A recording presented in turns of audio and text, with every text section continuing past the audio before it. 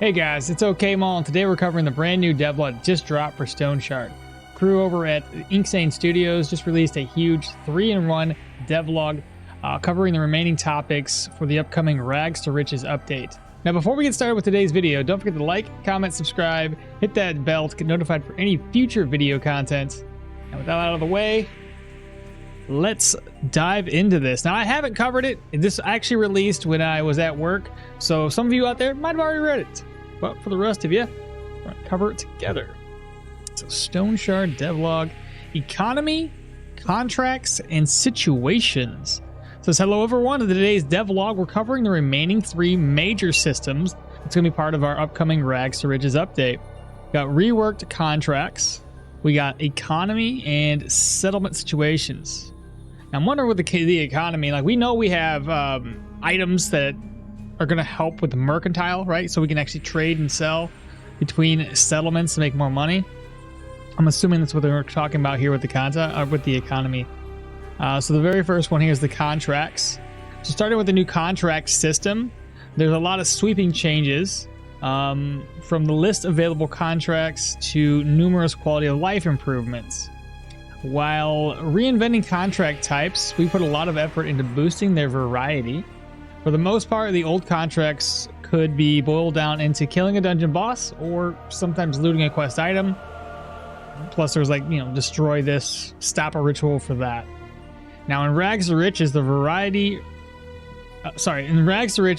vast majority of contracts will feature entirely new objects, and a few legacy ones will be greatly expanded upon through additional mechanics.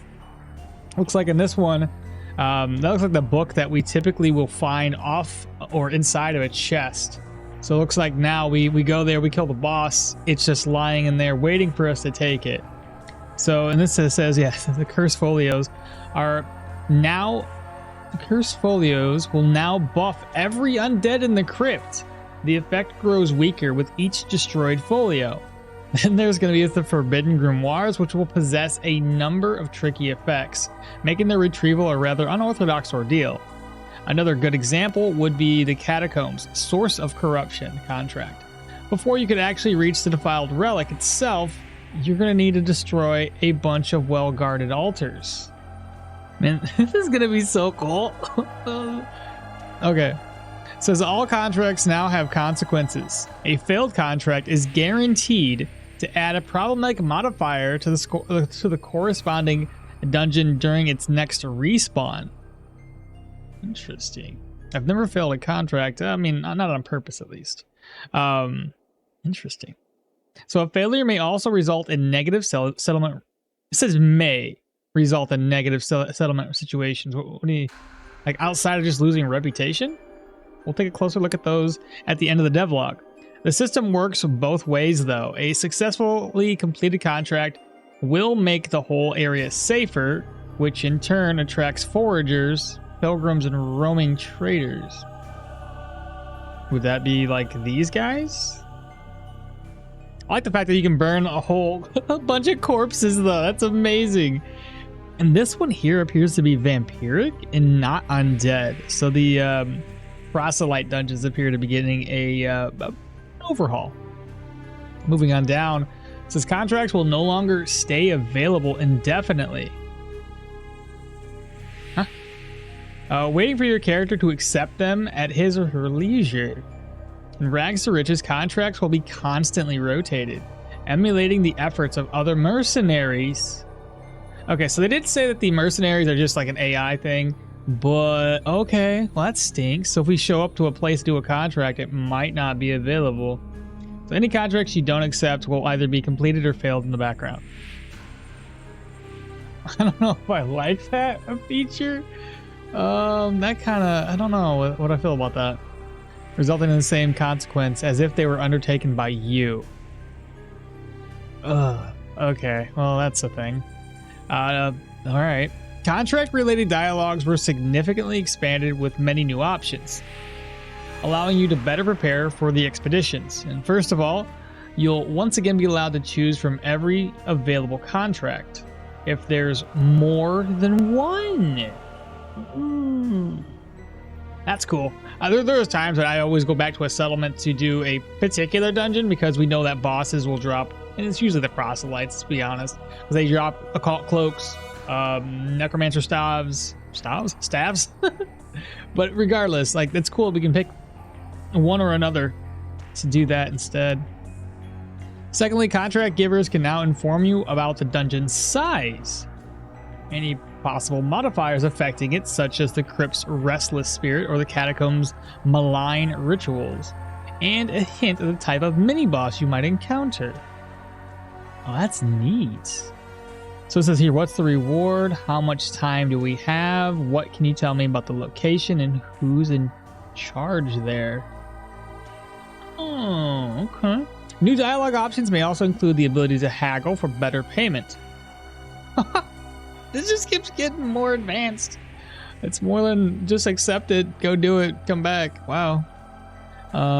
Which will either decrease your rep reward or require you to complete the contract within a much shorter time frame. Other than that, you'll be able to cancel an ongoing contract without having to wait for it to expire. That's a good change. Once you've made a name for yourself in the settlement, you'll be eligible to request advance payment for your services. Keep in mind, though, failing a contract after accepting advance payment will result in a much higher reputation penalty than usual. Alright, so contracts are getting a heck of a revamp. On to the economy. Let's see what kind of changes we're going to see here. So moving on to the economy. One of our main goals while working on the economy was to make it much more dynamic, requiring players to always pay attention and adapt accordingly. To achieve this, we decided to introduce two new mechanics. Price fluctuations and price and demand. Okay, so I was hoping it was just like, hey, Osbrook would buy X item at a higher rate. But it looks like I'm going to have to pay attention a little bit more to the economics of everything. Osbrook might be short on X object, and now I got to go to another store, another town to come back. It's okay. Okay, I guess. Making it a little bit more complex. Let's see here. Moving on. Where am I? So fluctuations are random shifts in selling and buying prices that can occur within a set range. This system is meant to reflect the fickleness of the market while also avoiding overly complex situations. Those would appear to make more obscure and convoluted to anyone unfamiliar with the inner workings. But all in all, the price fluctuations are expected to add an element of unpredictability to every trade interaction. Upon arriving at a settlement, you might notice that local prices are surprisingly cheap, creating an opportunity to purchase more supplies than you originally planned, or vice versa. So here's the supply and demand. It says here, making prices less static as well. However, instead of relying on randomness, they respond to your character's actions in ongoing settlement situations. For instance, buying out an entire shipment of meds will result in every trader in the village raising medical prices until the next restock. Oh, I don't like that idea. The system may swing into the opposite direction too. Dumping too much of trophy weapons onto the market will make the settlement's traders offer much less gold for them in the future. And now some other categories, or some item categories, will be exempt from this mechanic. First and foremost, this applies to valuables, the price of which will always remain more or less the same, minus the random price fluctuation. Okay, that's cool. So this is some of the newer items. You see that little gem thing? All right. Where was I? Eventually, supply and demand will rebalance itself out. The amount of time needed for this depends on the degree of turmoil affecting the market. If the price of an item category changes drastically enough, it may require up to a couple of weeks to return to its original value. That's wild. That's 2 weeks. NPCs now boast reworked trade settings, which will allow us to adjust their preferences with more flexibility and add features that haven't been possible within old systems. For example, some traders will replenish only a portion of their goods rather than the entire stock. Okay. Others might only purchase items of specific quality, origin, or durability. Sell damaged equipment and so on. Okay. Well, that stinks. I mean, I didn't really make a whole lot of money on weapons regardless, so it's not like we turned around and we sold them all. Maybe with the rework with this, weapons are more valuable and you might be able to make more money off of them until obviously their supply and demand balances itself off. And it looks like they do sell. I don't know if this guy sold blue related items to the to this vendor here, or if he's selling them to us. But there's 2 blues in there. It's hard to tell. I don't know what's going on here. We've either sold this to the guy or we're buying this off of him. Okay. Traders were also given additional hovers that should make it easier to trace the finer nuances of the updated economy without relying on trial and error. You'll have an option to see what item categories each trader is interested in, what prices they're willing to offer for them, and what to expect in the next restock. So where do I see that? So we have an enchanted light shield. That doesn't really tell me anything. Is that throwing daggers? What is this?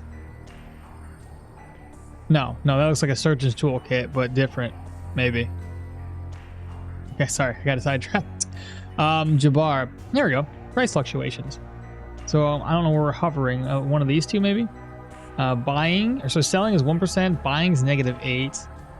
Markup 1x currently. Weapons a plus 11%. Medicines plus 40. Alcohol plus 30. Demand.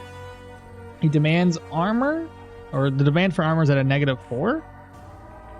The weapons at -1. Valuables are half. Okay, so right now it says armor is going to be bought at a 0.15. I'm guessing. Valuables at 0.5. Okay.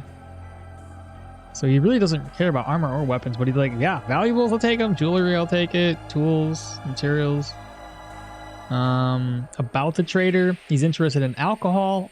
Oh, that's cool. Alcohol, armor, jewelry, valuables, tools, weapons, materials.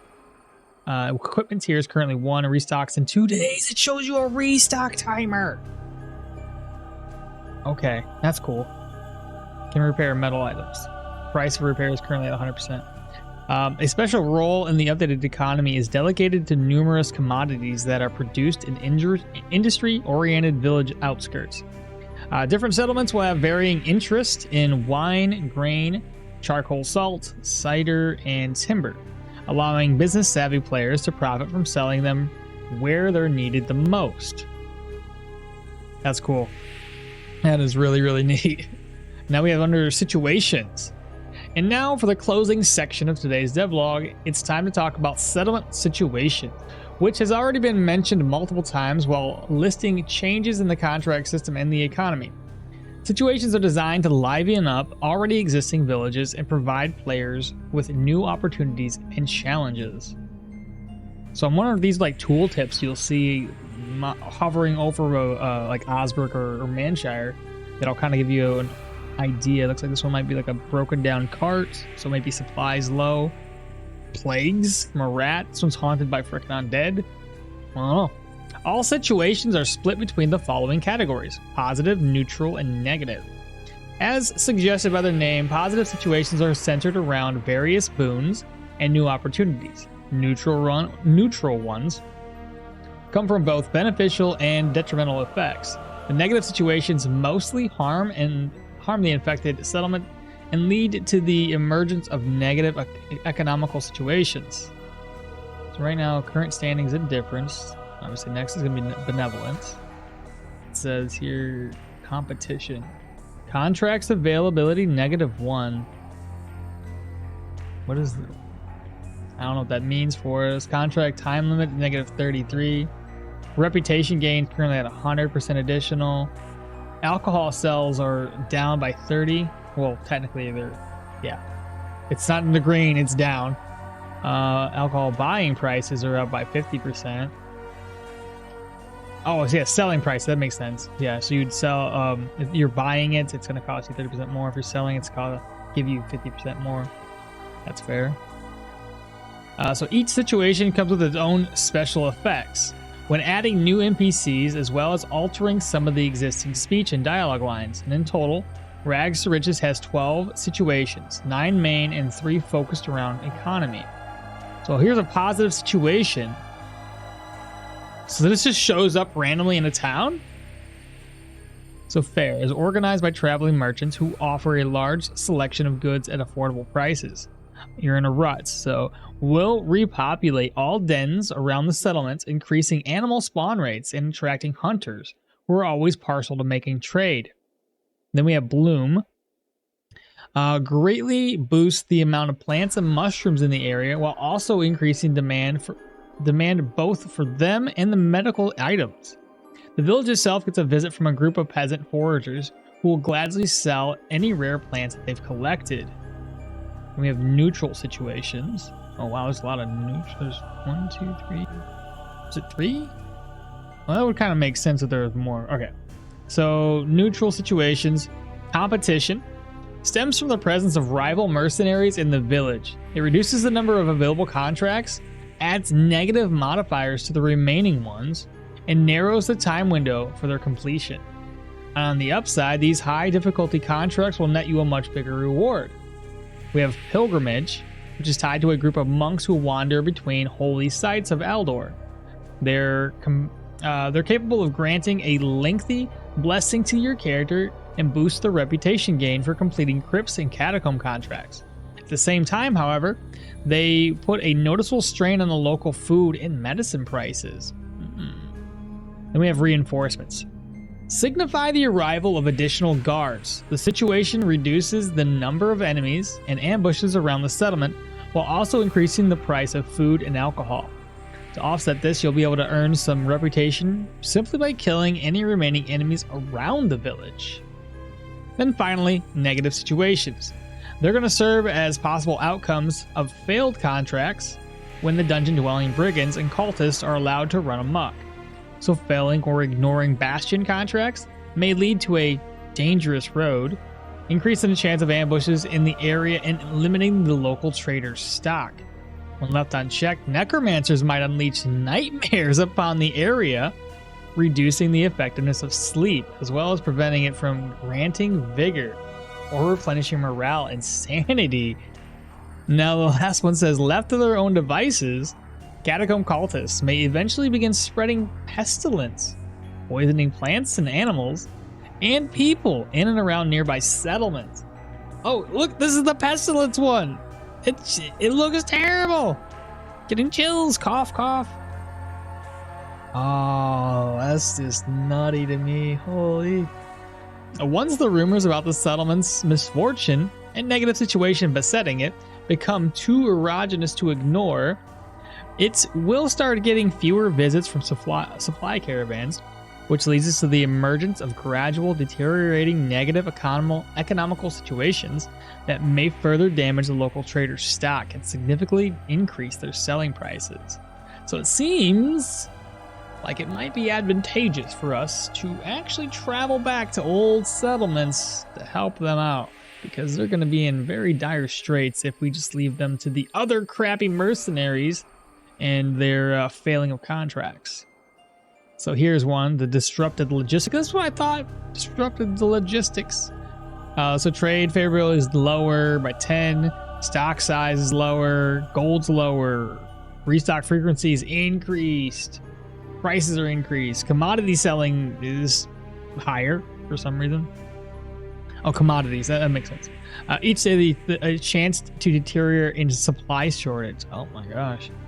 So positive and neutral situations can only exist as single instances, lasting for a few days before potentially reappearing in another village. Negative situations, on the other hand, won't go away by themselves. So positive, neutral. Okay, so negative could just stay there forever, although their effect can still be easily countered. All you need to do is complete a contract tied to the corresponding dungeon, or wait for someone else to handle it for you. And once the dungeon is cleared out, it won't take long for the settlement to return to normal. So there is a way to kind of countering this, which makes sense. And that's all for now. Concludes the devlog. The next one will showcase all the work we've done. So I've already kind of, I knew about this. I saw it in the Discord. I don't remember if it was Hope for Tomorrow or the other developer. I don't remember, Wayfinder. It was one of those two. They had already said that, hey, listen, the next devlog, I know it's been a long time since we released one, but it's going to be a 3-in-1. So we got a huge devlog update, which is amazing to see. This is the last one. Last one. The very next one is just going to be an overview of what Rags to Riches is going to have to offer for us once it's released, along with a release date, or at least that's what they had mentioned in Discord. So hopefully in maybe less than a month, maybe, we'll see that overview drop alongside a release date. But I think they're getting super close, chat. This is amazing. I'm excited. I hope y'all are excited. This is crazy to me. There's so much to this update. This is probably the biggest update in Stoneshard history. I don't know. It feels like the most big update I've ever seen. And I've only been playing for a year. I mean, my Stoneshard legacy isn't long. But lighting these bodies on fire, seeing people randomly, I mean, all these things are so good. The revamped dungeons is great. We're getting tier 5 dungeons, for crying out loud. I'm excited. I'm looking forward to it. It's like my #1 game right now. But with all that being said, don't forget to like, comment, especially comment. I need to hear you guys' thoughts about this. Hopefully you're just as excited as I am. Hit the bell, get notified, and yeah, share this channel with your friends and family. I'll catch y'all next time. Bye.